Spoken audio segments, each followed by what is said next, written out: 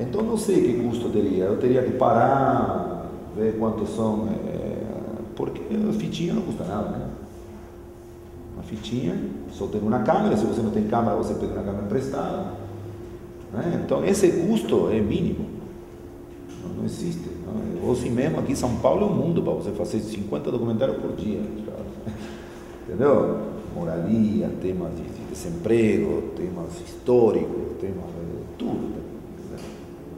Essa é a tristeza de que não mora no centro do país, né? Não mora no Rio, em São Paulo, né? Que você tem outros aspectos que ele não tem aqui, mas você pode estudar muito bem a Bahia aqui mesmo, né? Como um amigo fala, eu para estudar Brasil tive que ir aos Estados Unidos.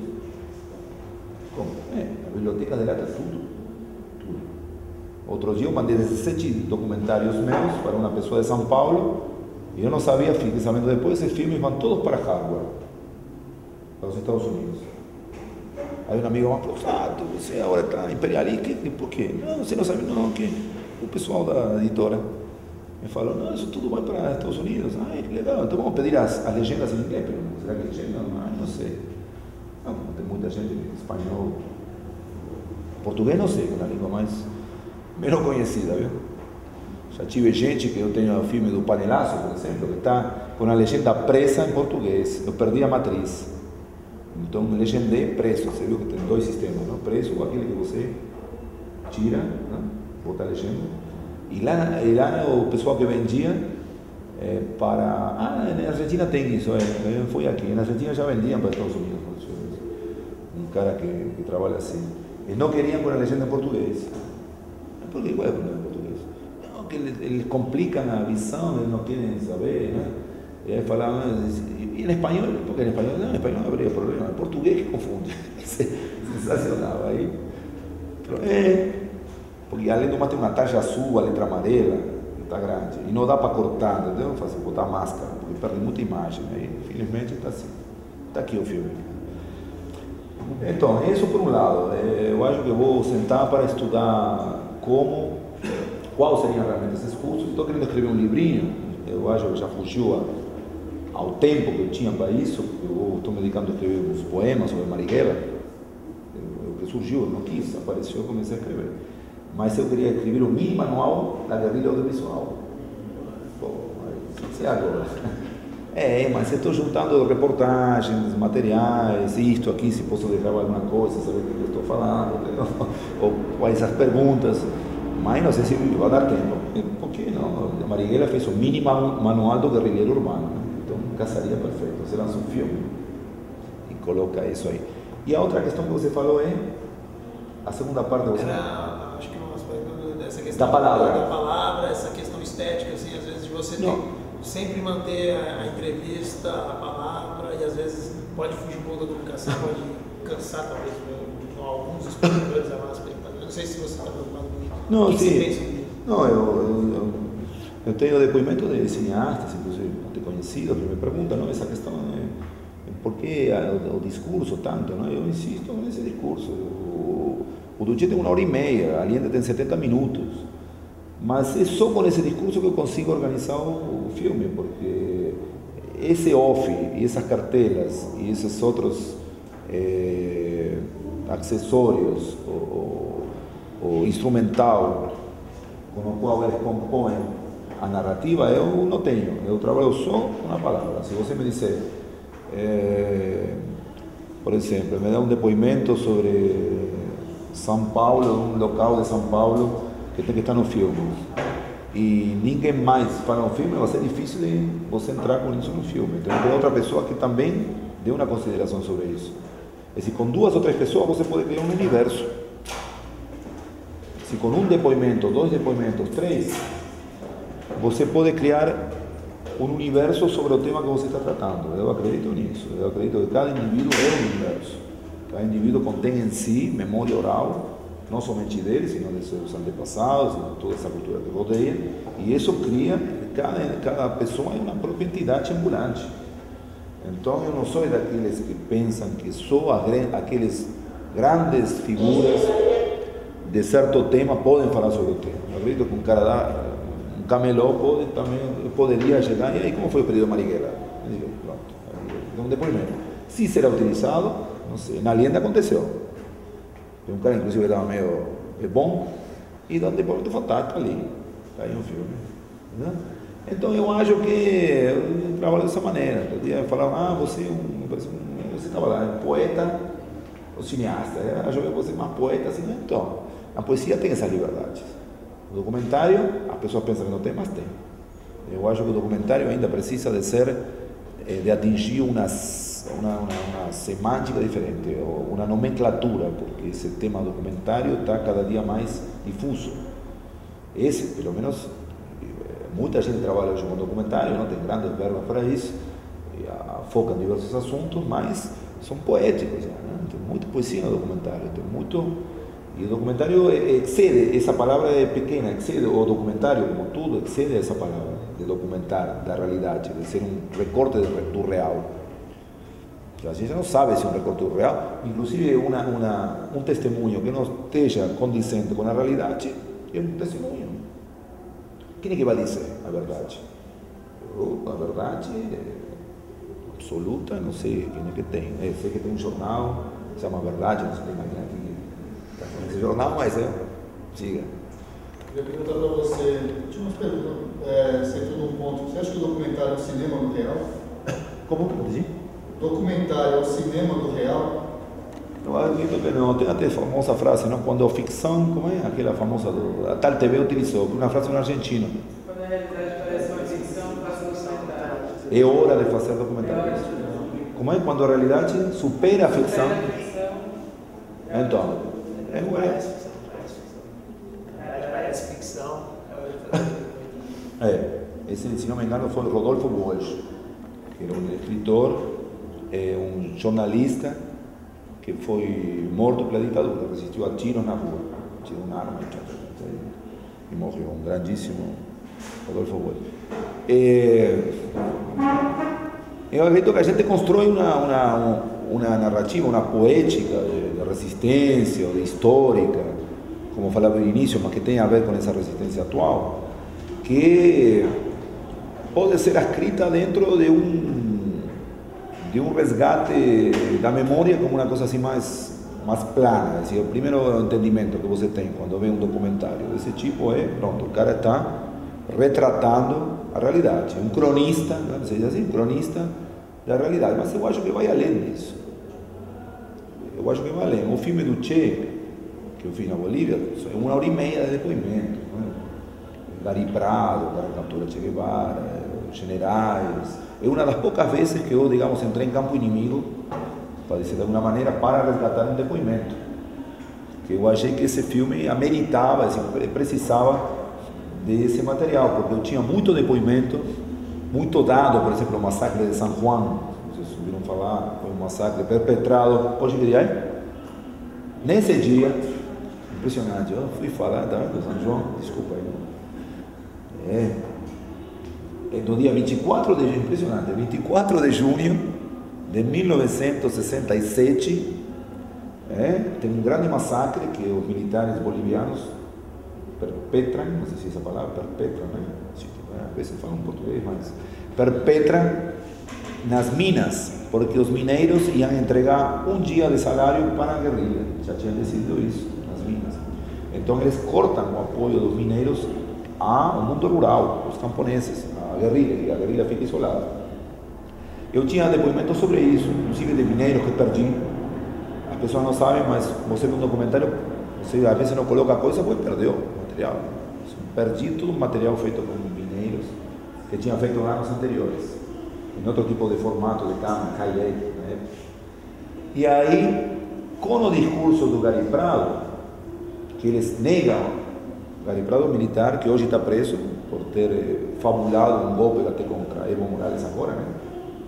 Ele apoiou aquele croata, né, que queria dividir a Bolívia, está preso hoje. Ele diz que o massacre não existiu. E foram 2, 3 tiros, 2, 3 pessoas, morreram 300.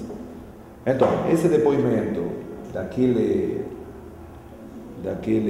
Chato Peredo, irmão do Peredo que estiveram com Che na guerrilha, ele descreve isso com a contraposição de Gary Prado e com o fechamento do Peredo de novo, entendeu? Porque você está colocando as pessoas em confronto aí, você está manipulando de alguma maneira o discurso, e aí a eleição é isso. Por isso que o real, que você se refere, é uma realidade na captação e outra realidade na edição. Há um filtro importantíssimo que é na estrutura da montagem do material. Televisão é outra coisa, em vivo, não? Se filmou, foi para isso sim. É uma crônica do que está acontecendo. E até não é, porque depende da pessoa que está atrás da câmera, do que ele vai focar. Você, enquanto documentarista, se discute sobre isso, sabe? Na hora de recortar esse real e construir essa minha história, essa linha da história que vai passar, né? Porque, por exemplo, o documentário vai fazer um registro do Che, mas você fica naquela linha, até que ponto eu vou registrar, mas também não vou construir um herói, não que o Che não seja, mas o cinema em si tem esse arquétipo da construção do herói, né? E você está construindo, não, mas é o real, mas tem a construção que eu tenho que passar nessa história. Você se pergunta, se discute isso, até que ponto você não está construindo, está sendo verdadeiro? Sim, totalmente. A gente sabe a responsabilidade que a gente tem, porque aqui temos um editor, ele sabe exatamente o poder que tem um livro, né? Como editor. Não? Como leitor todos sabemos. Um editor pode ser um leitor privilegiado, né? Ele vai ler antes do que todo. Como eu falava quando era diretor de teatro, eu adorava o último ensaio, porque eu estava sendo o primeiro público da peça, né? Eu tinha o direito de ser o primeiro espectador da peça, entendeu?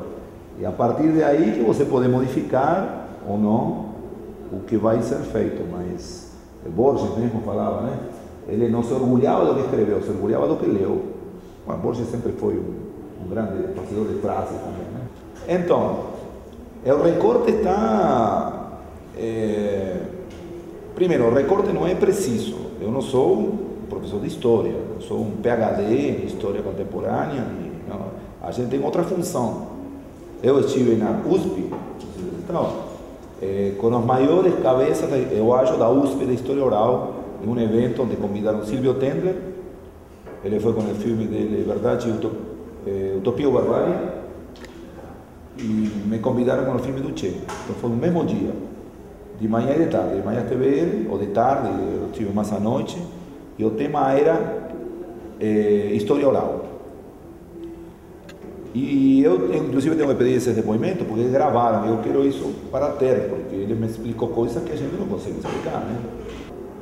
E dentro desse documentário, vai encontrar erros em função do que eles opinam, em função de onde eles militam. Isso é evidente. Isso é tão evidente que eu percebo quando alguém, eu sei que é do partido X, vai criticar isso, o outro vai adorar isso. Entendeu? Então, nessa atenção é que se construi um documentário. E por isso que a verdade está no fato que aconteceu. Agora, a interpretação do fato e a apropriação dele para o teu percurso político é diferente. Não sei se entendo. Agora, com o Che é bem diferente. No meu caso, por exemplo, estava falando dele, não, do argentino? Sim. Que é um caso diferente, porque para quem fez aquelas viagens, falei ontem, rapidamente, antes do filme, quem fez essas mesmas viagens, até nem sabendo que você estava fazendo essa mesma viagem, porque eu estive em locais, em Guatemala, sabia, alguém me falou assim, o Che esteve naquela pensão, mas aí não tinha, olhava assim, se eu tivesse feito todo aquele estudo prévio do Che antes daquela viagem, primeiro que não sei se tivesse feito aquela viagem que eu fiz, porque teria me focado em questões do Che Guevara, e eu deixaria de lado tudo que fluiu, e até hoje sigue fluindo assim, porque você deixa acontecer e vai acontecendo, é parte da tua personalidade, cada um vai se inserindo no mundo como pode, deve, uma mistura do pode e do deve, né? Mas o conceito que eu tenho da sua figura como personagem político, histórico, uma mola da história latino-americana, uma pessoa imprescindível, não por ele, sino por tudo que conflui nele, né? Desde as lutas de Sandino e tudo que vem por trás, não é ele que cria tudo isso que a gente pensa que pegou uma arma e foi dar disparo, não foi isso. Foi uma das opções de um escritor, de um intelectual, não? De um pensador Che era um pensador, mas a direita esquece esse lado, não? Já que apenas um instrumento de um comunismo da época, que até ele teve problemas com esse comunismo da época, né? E muito, né? Grandes rupturas. E talvez isso levou também aonde levou, entre outras causas. Mas não é espaço para discutir isso aqui, eu acho. Mas isso pode, viu? Mas o que estava falando? Sim. Então, com Che é diferente. Agora, outras personagens que eu não tenho tão inseridamente em mim, porque como fiz aquela viagem, e então, essas, com Calica, por isso me trouxe muito bem com Calica, tomando café constantemente em Buenos Aires. Eu falava com ele como se fosse um amigo de viagem. E eu acho que ele sentiu isso comigo. Eu tenho plena certeza que ele sentiu isso comigo, por isso você deu aquela entrevista na casa dele, que raramente alguém vai na casa dele e faz quando pegam ele nos eventos. Circula muito no evento do Che, Calica Ferreira. Então, com ele é diferente. Eu queria construir, segundo pessoas que assistiram, diz que eu não entendi como, mas que você tira ele do pedestal do mito no filme. Eu não sei realmente se tira do pedestal do mito, porque o mito, no sentido físico que provoca ação, para mim continua sendo. Ele já era em vida, não precisava morrer para ser mito. Acrescentou a quem não conhecia essa parcela do mito. O mito é vida, o cara tem atitude que nenhum político hoje teria. Mandar domingo todo mundo cortando o cara por falar uma delas. Ou aquela lucecinha que estava acesa a noite toda porque o cara estava estudando economia, matemática, né? Porque não sabia nada de matemática. Teve que ser o presidente do Banco Central. Então, é quase que uma autoconstrução quase que literária, uma figura que foge do padrão humano. Entendeu? Como fala alguém no filme, eu achei fantástico. E o cara é de um jornal de direita, de Santa Cruz de la Sierra, mas muito amigo da família Guevara, não me lembro o nome, jornal El Mundo, de Santa Cruz, e ele diz assim, eu tinha um vento, e alguém que tem mais informações que qualquer um, ele está além de todas as informações que todos têm naquele período na Bolívia. E é isso, ele provou, eu acho que até ele, mas eu não vou entrar nesse tema, porque senão, esse vamos guardar para o debate da manhã com os estudantes. Sim, mas não sei se te respondi mais ou menos, me perdi um pouco na... Queria que você falasse um pouco, voltando ao tema original, sobre cinema de margem, né, da importância que tem, o que você define do cinema de margem? Como? De imagem? Margem, cinema de margem. Até o tema daqui do Sim, curso, né? eu não coloquei o tema. Eu não sei se... Me chamaram tem uma relação. Aqui no Brasil tem umas interpretações diferenciadas também. Não, pode ter, tem várias. Agora, uma que é básica, eu acho, que é aquele cinema que não diz respeito à produção, em termos de produtivos, né? Em termos de produção do Estado, que tenha um aporte, uma estrutura de edital, ou que participe o Estado, a Prefeitura, assim, o Estado como arquitetura do poder, né? Que não estaria no centro desse tipo de cinema. Isso como primeiro ponto, um ponto econômico. Claro, um cinema que não é industrial, mas aí entra tudo também. Um cinema independente, que não precisamente seja um cinema de margem, pode ser feito na tentativa de ser industrial. Se ele consegue um grande produtor que vê seu filme no Sundance, que é aquele festival de roteiro norte-americano, ele fez independente, mas ele quer grande patrocínio, né? Eu acho que o sentido dessas margens aqui se referem a um espaço político também, né? É um cinema que se constrói sempre com uma perspectiva do cinema que está sendo feito, porque uma definição contrária tem que surgir de uma definição anterior. Então, é um cinema que acompanha o grande, digamos, não só o cinemão, mas esse cinema que o Brasil faz, por exemplo. Como um amigo fala, é o melhor cinema americano fora dos Estados Unidos. Né? O melhor cinema norte-americano fora dos Estados Unidos que o brasileiro. Assim, um cinema milionário, um cinema que utiliza a novela como grande suporte de roteiro, não? Que utiliza a própria equipe de atores das novelas, é vendido pela própria Globo, que agora se meteu no mercado do cinema, e que acha um absurdo que aquelas pacotes Lanterninha, Oi, não sei o que mandam para os cineclubes do país, um monte de filme da Globo. É decir, acaba sendo que toda essa militância que o cineclubista fez durante anos está entregando o ouro ao bandido, porque quem abre espaço é o cineclubista, nas periferias, nas margens, em todo o país. Ele recebeu o pacotinho, eu sou totalmente contrário a isso, já falei várias vezes com o cineclubista, onde não tem nenhum filme feito nas margens. Imagino que os meus devem ser feitos nas margens, imagino. E de coletivos, o que o vídeo popular faz aqui, cadê esse filme nos pacotinhos? Não. Claro que tem gente de grande talento, de grande empreendimento, que está no documentário, deve estar Estamira, um grande documentário, talvez um lixo extraordinário, sim, grandes documentários que aparecem, mas tem também filmes da Globo, feitos com atores da Globo, que não tem maior transcendência no mundo nosso, assim, das margens, entendeu? Que transcendência tem? Mas isso trabalha no simbólico das pessoas, e principalmente dos adolescentes, das crianças. Você conhece esses projetos? Que vem um pacotinho de filmes e entregam, e o professor de escola pública, que rala na escola pública ganhando aqueles R$930, e ganha, né? Sem multiplicar por 3, não teve aquela professora de Natal, ficou famosa falando, que ganha isso, tem que andar trabalhando para grandes produtoras que assinam os filmes. Se você vê um filme desse, você vai ver os patrocínios que tem.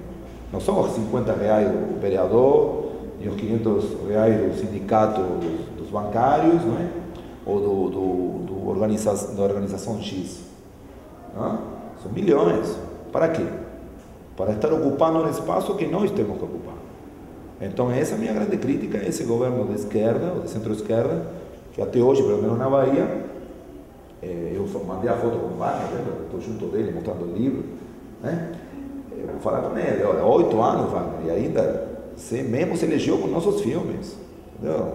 Estudantes sendo reprimidos pela polícia nos campos. Quantos filmes de estudantes a gente fez? De sem teto, de sem terras, onde eles vão fazer seus discursos. Então, tudo bem, você não quer cargo nenhum, agora queremos uma mínima estrutura, não? Para poder desenvolver um trabalho, poder ser desenvolvido um trabalho político, como a Bolívia faz. A Bolívia tem um cinema político de primeira ponta, e feito com nada às vezes, mas o governo apoia. Você chega lá, toda a TV universitária, para começar, é de arte, um canal de arte. Esses filmes meus passam na TV aberta. Qualquer filme você vê na TV. A história de Sandino, a história de grandes personagens. Filme feito com nada, que são apenas imagens coladas de personagens, você nem sabe onde estão. Estão lá, Preste, por exemplo, pessoas, ou Lisboa, assim. Lá na Bolívia está cheio disso, ele tem coleções.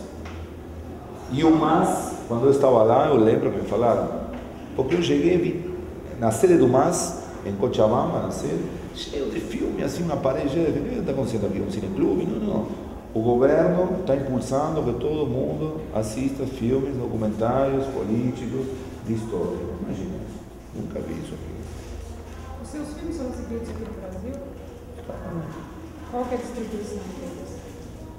Não, olha, tem diversos espaços, desde cinemas de arte, onde a gente inclui tem programações, né? Os cinemas alternativos, cineclubes, todos. Hoje não tem um cineclube que não tenha.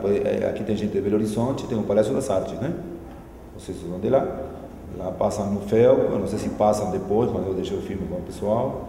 Então, tem esse circuito, ou quase oficial, porque também não é cinema que a gente vai e paga para.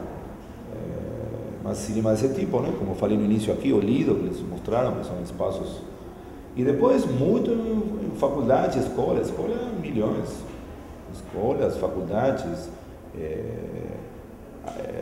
Às vezes, quando a gente promove um evento dentro de uma ocupação, por exemplo, tenho feito 2 filmes em ocupações urbanas, que a gente passava o filme num televisorzinho assim, no dia da ocupação, no seguinte dia, passamos os filmes, né, e debatendo.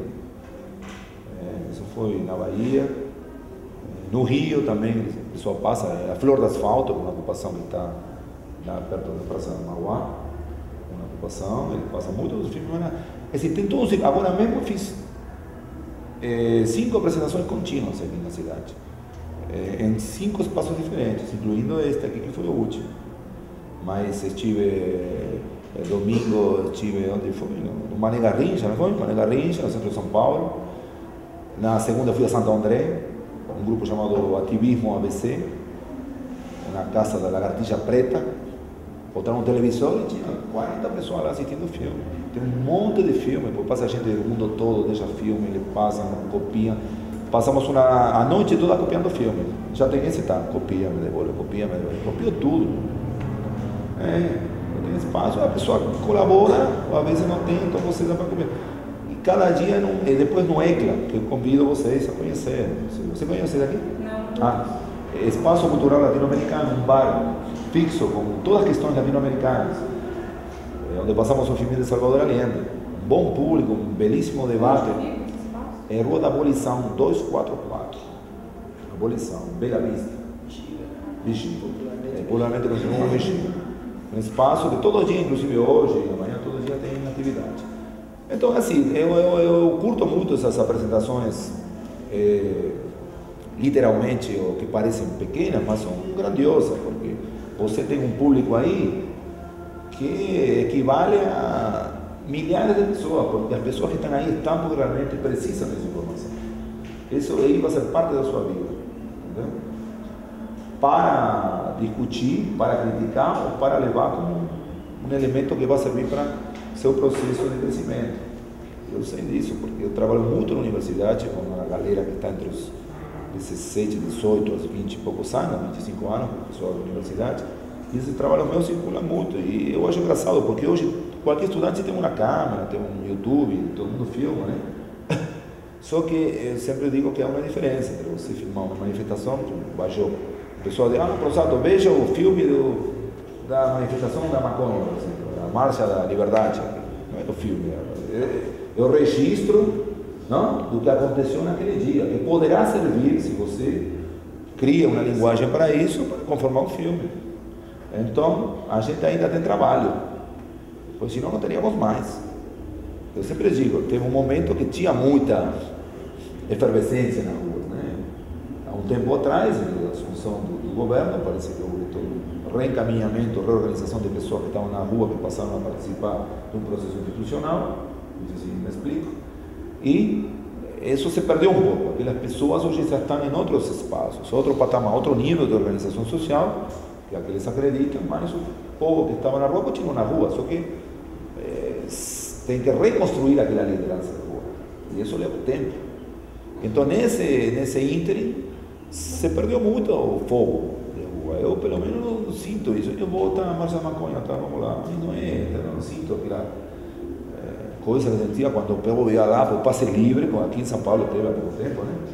Você vai porque sabe que você está lutando por uma questão básica, legítima, autêntica. Você quer isso, não quer que por essa porta entre o político tal para ganhar o que queira, entre o outro, não? Abrir orifício para todo mundo participar e se promover.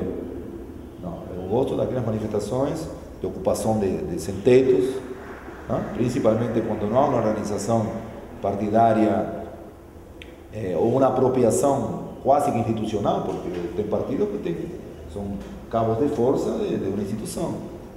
Então, e eles promovem as mobilizações sociais. Essa não me interessa. Infelizmente já participei de algumas e filmei também, porque você não tem para onde correr. É isso que está aí, isso que está aí, acabou. Vamos lá, vamos filmar, vamos pegar os testemunhos dos moradores, dos ocupantes, não dos políticos que organizam isso.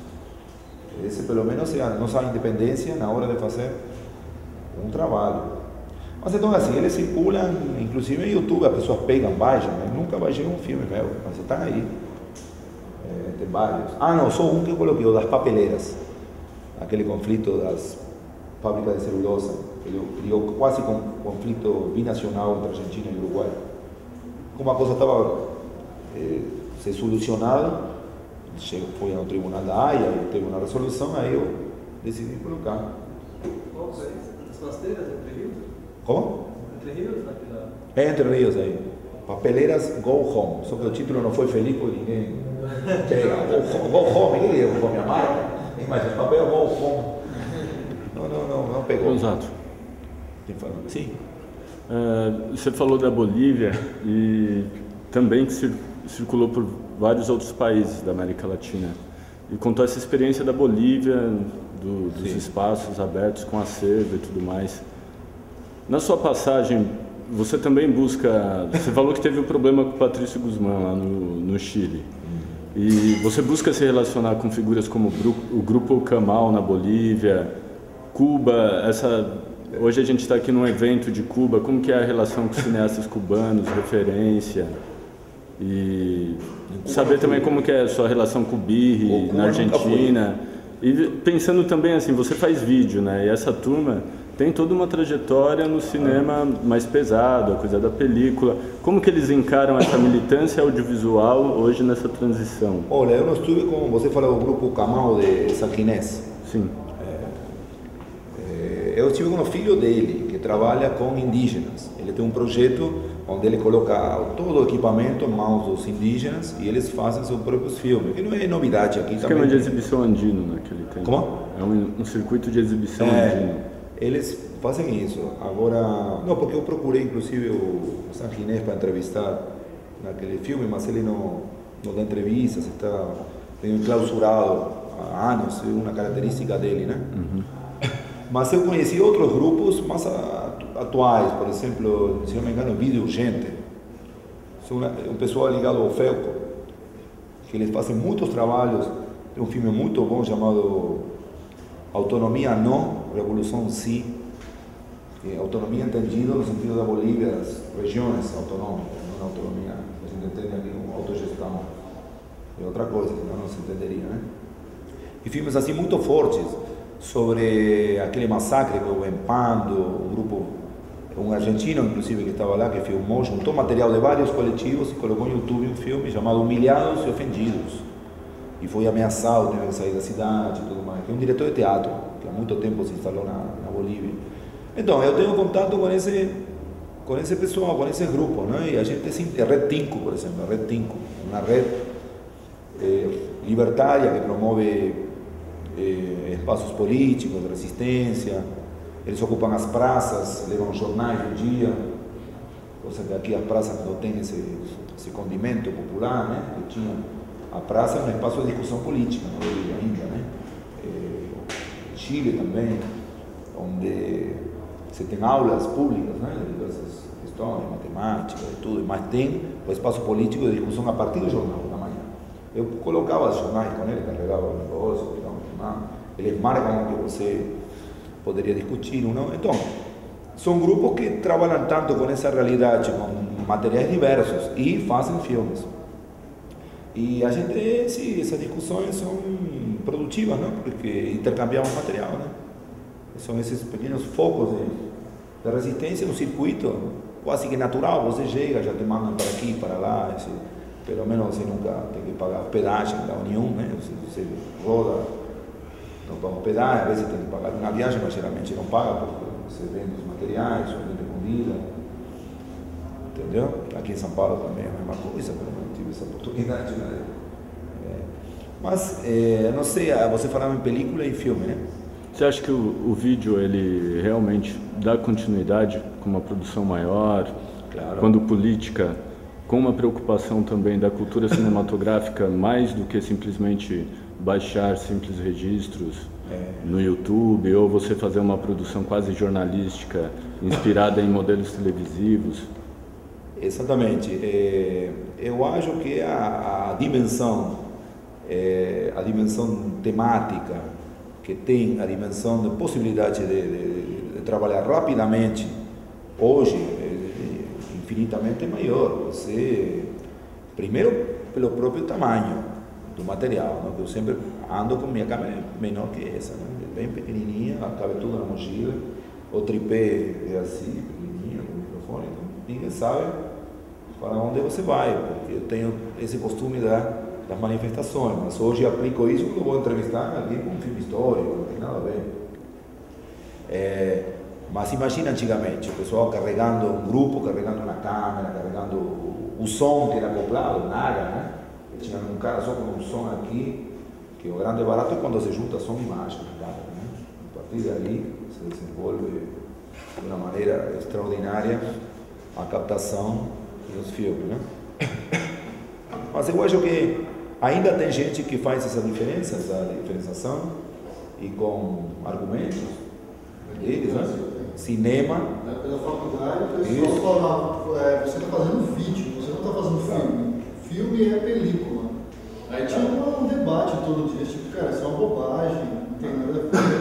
Aí depois, quando surgiu, né, quem foi? O George Lucas, né, que fez o vídeo, aí falou, não, o vídeo acompanhou a qualidade da película, já é possível. Aí o pessoal ficou mordido, né? Mas tem o cheirinho da película, enfim, o pessoal quer inventar mil e umas. Não, tem uma questão econômica que é básica. Uma lata de película que tem 4 minutos, a película de 35 tem 4, a de 16 milímetros tem 11 minutos. Então imagina, você tem que fazer uma cena de um dia, você marcou, sei lá, cena no porto, tem que fazer um embarque no porto com 50 figurantes, um comandante, você tem película. Você não tem vídeo, você gasta, vamos fazer 100 vezes a mesma cena, não tem problema. A fita custa, se for cara, essa aí custa quanto? R$5. É? R$5. 5 reais no mercado paralelo, como dizem. R$5, imagina, se não, um milímetro daquele metragem toda não custa isso. Eu acho que há anos atrás era R$900 essa lata, não, 700, uma lata. Quanto? 1.200. Então, uma lata de película. Por isso hoje todo mundo trabalha em vídeo e depois faz a telecinagem, né? Ou vice-versa, o filme passa para o filme digital já, né? Mas isso tinha umas considerações estéticas e de organização do quadro do dia impressionante, porque você, cada minuto, tinha que estar dedicado à organização dessa cena. E por isso que tem 1, 2, 3, 4, às vezes na quinta, até a nona toma, você filma, mas aí você gastou quanto de película? Entendeu? Então, primeiro é isso. E segundo é a preparação minuciosa que você faz do material, porque você sabe que só tem esse material para trabalhar, tem uma luz específica, se for uma cena externa, para trabalhar, tem uma equipe contratada para tal horário para trabalhar, tem uma alimentação que chega a tal horário e assim vai. Então esse parque industrial que faz cinema não é o mesmo que a gente utiliza. A gente pode programar um filme dessa maneira, que a gente junta todo mundo e vamos fazer um filme, vamos escolher um tema. Não, se isso fosse um curso assim... Uma coisa que eu sempre discuto assim com os cineastas, principalmente os que não vem possibilidade de você equiparar uma produção audiovisual à cinematográfica. Não vem possibilidade? É possibilidade de você colocar o vídeo mesmo no mesmo nível aí da produção audiovisual. Aqui a produção cinematográfica ela não se resume às questões do fazer fílmico, mas sim também da exibição. A cultura cinematográfica é o espaço de exibição, as formas como você distribui. Então, o vídeo ele é uma forma dissidente da cultura cinematográfica e não simplesmente um derivado da película. Não, é uma invenção tecnológica que não veio precisamente do sul para o norte, que veio do norte para o sul, né? Como tudo, mas a gente tem que utilizar como a guerrilha fazia, não é como velocidade. Onde que está o parque armado? Está com nós ou está com ele? Está lá. Então tinha que ir lá pegar, né?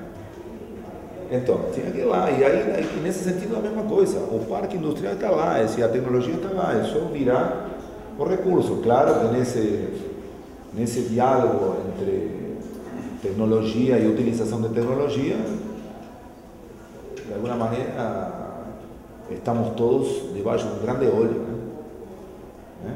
Um grande Big Brother, né? Na hora de utilizar essa tecnologia. Digo, internet, tem gente que edita hoje, por exemplo, eu tenho um amigo que está fazendo um filme para a Colômbia, então não tinha como estar mandando, aí bota no YouTube, não diz nem o que é, manda um e-mail, eu botei no YouTube e tal, aí entra, não, corrija isso aqui, manda aí não para lá, através do YouTube ele está editando um filme, e ninguém sabe, entendeu?